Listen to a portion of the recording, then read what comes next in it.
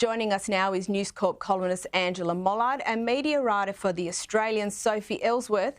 Ladies, lovely to have you back. Angela, every year the royal family releases a photo for their official Christmas card. What do they have for us this year? Well, yes, we've got two very different photos this year. First up, obviously, the Wales family, the Prince and Princess of Wales and their three children. We've got a black and white photograph from them this year, and they've not done that before. It's always been colourful little pictures in the trees. I love this picture. I think it's super interesting. It's got a strong message in it, which is we're a very cohesive family. But I think the main point from this photograph that I've taken away is how grown up the children have become. If Prince George is wearing suede loafers like his father. The children are all wearing white shirts.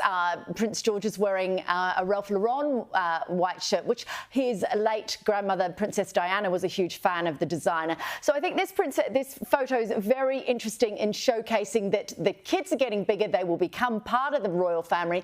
The King and Queen, of course, released a picture that was quite different to this. It was very traditional. It was from their coronation and was very old school in comparison. There it is, lovely embossed card and them in their regal gear.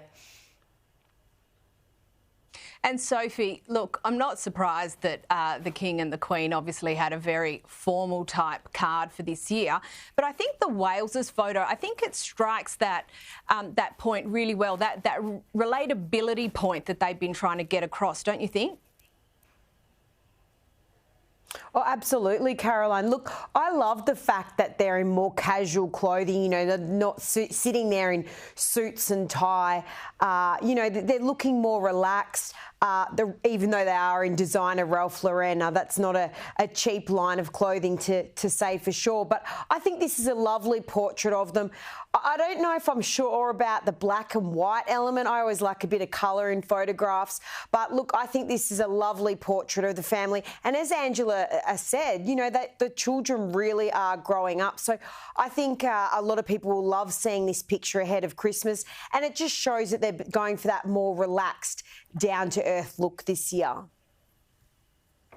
Yeah, absolutely. Now, Angela, we've seen some great photos this week from a Christmas carol service hosted by Princess Kate at Westminster Abbey. Can you run us through it? It just looks stunning. It did look stunning, didn't it? It was on Friday night at Westminster Abbey. It was a Christmas carol concert, which she has led before. Her three children were there, even Prince Louis, who is, of course, only 5. Kate was very much supported by other members of the royal family. The Duchess of Edinburgh was there, Beatrice, Eugenie. In fact, it was a lovely picture of Princess Beatrice because she was holding the hand of her stepson. There's not a lot of stepchildren in the royal family, but her husband's son from a previous relationship, she was holding his hand. There were the kids there. There were a gorgeous little red post box for the children to put letters into for Father Christmas. But what was really striking about this event, it was very much led by Kate. She was wearing head to toe white. And after the week that she had, it very much signalled that the way that the royals come out of troublesome and difficult weeks is by putting their heads down and doing what's important to them. The whole sort of focus of this event was charities, it was midwives, it was people in the healthcare sector, it was about early childhood and the focus of a Christmas carol service on early childhood education. So very much in Kate's lane, very much her legacy project, and a smart way to end what must have been a difficult week for her. Yeah, absolutely. That's a great observation, actually, Angela. And Sophie, I think, again, the balance of the informality and the modernisation with the tradition around Christmas celebrations, I feel like the Prince and Princess of Wales are really striking this balance well. Oh, they absolutely are. And when I'm looking at that vision, I'm just wishing I was there in London. I love the fact that it looks so cold over there and they're all rugged up, just a few weeks out from Christmas. But as Angela said, it has been a rocky road this week with the release of Endgame, earlier in the piece, and so much controversy around that book. But you wouldn't know that there was a worry in the world for Catherine and William looking at the vision here. And I think it just really shows how how they're doing their utmost to really look beyond the dramas of the book and focusing on what is such a happy time of the year. And, you know, we should now be embracing that Christmas is ahead, and they're really trying to push for those good causes, as Catherine is doing for women and children and midwifery. So I think this was a wonderful display from them and a very promising event. And Sophie, on Endgame, I'll just stay with you for a sec. There's been a huge amount of media coverage around its release. What does the aftermath look like for all the main protagonists? Well, Caroline, I've just finished reading that book.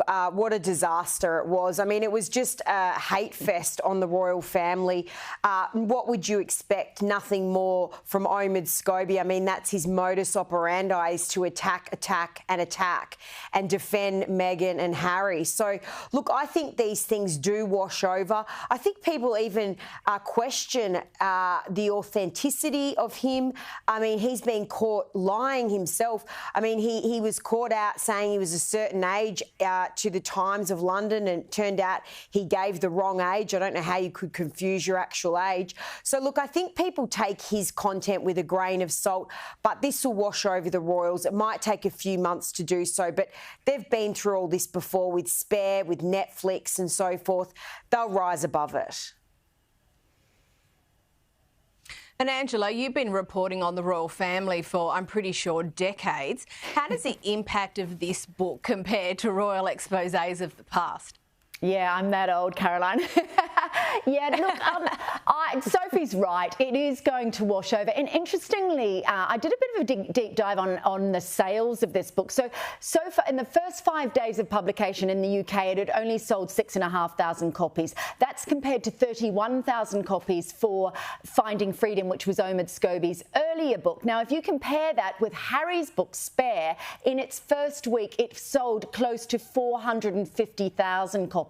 So the impact of Spare was far greater in terms of readership, in terms of the crisis that it could have caused within the royal family. But as to Sophie's point, what happens when the royals are confronted with these issues, and really Omid Scobie isn't a threat to them, is that they focus on the work that they do, and they have the cameras on them when they're doing that charity work, when they are doing what the Crown does, and very smartly, by focusing on that, it will wash over.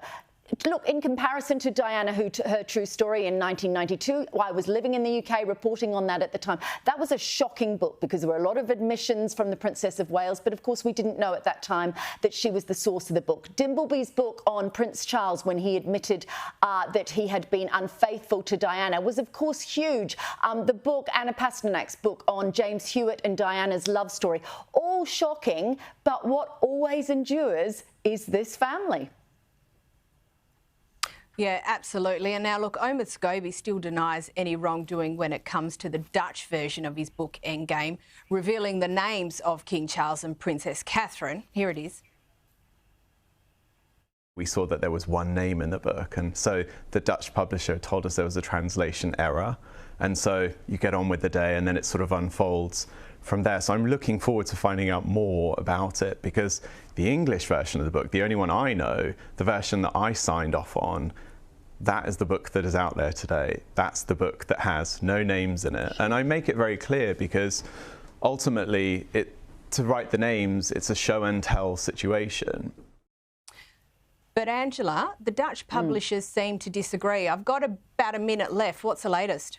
Yeah, very quickly. What happened is the Dutch publishers have come out and said, no, we were working on a manuscript that had the names in it, and it since occurred that Omid's publisher in the UK had sent an early version which had the names in it. Omid, of course, had said he'd never submitted a copy that had the names in it. He had submitted an earlier copy, as has since transpired. That copy was sent. This was a pre-legal copy, so in the early days, that copy was due to be updated for the transcribers, and then and of course that hasn't happened, and so it's come out with those names in it. So, like, not a good look for Omid Scobie because his credibility is under question there. Equally, not such a good look for his agent, but good on the Dutch publishers for standing up for themselves.